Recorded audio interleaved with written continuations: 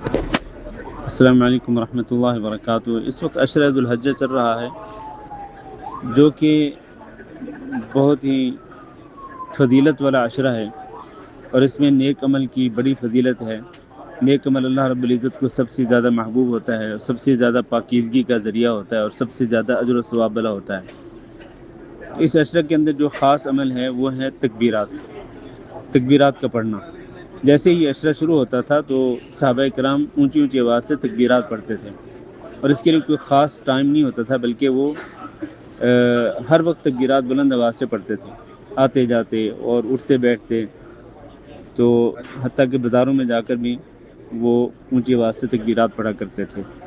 اس کو تکبیرات مطلق کہتے ہیں، تکبیرات مطلقہ، یعنی ایسی تکبیرات جن کا کسی خاص ٹائم کے ساتھ کوئی قید نہیں ہے، بلکہ ہر وقت جہاں تک ہو سکے تکبیرات کثرت کے ساتھ پڑھیں۔ اور ایک تکبیرات مقیدہ ہیں جو کہ غیر حجاج کے لیے ہیں، اور وہ ہیں 9 ذو الحج کو فجر کی نماز کے بعد سے لے کر 13 ذو الحج کو عصر کی نماز تک۔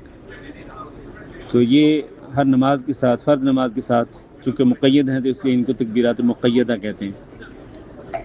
تو تکبیرات ہر انسان کو انفرادی طور پر پڑھنی چاہیے، اور جہاں تک ہو سکے کثرت کے ساتھ پڑھنی چاہیے۔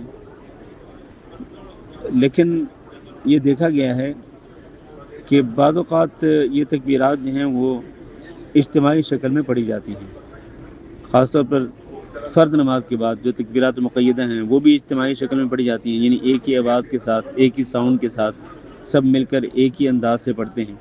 یہ غلط ہے۔ اصل بات یہ کہ فرض نماز کے بعد کچھ اذکار پڑھے جائیں، اور اس کے بعد ہر بندہ اپنے اپنے انداز سے اونچی آواز سے تکبیرات پڑھے۔ یہ کوئی اجتماعی عمل نہیں ہے۔ اور اسی طرح سے جو عید کی نماز سے پہلے مسجد کے اندر اسپیکر سے اونچی آواز سے اجتماعی تکبیرات پڑھی جاتی ہیں، یہ بھی درست عمل نہیں ہے۔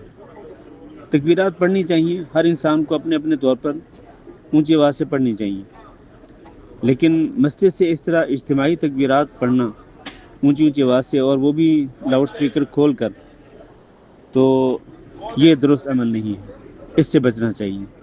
واللہ اعلم۔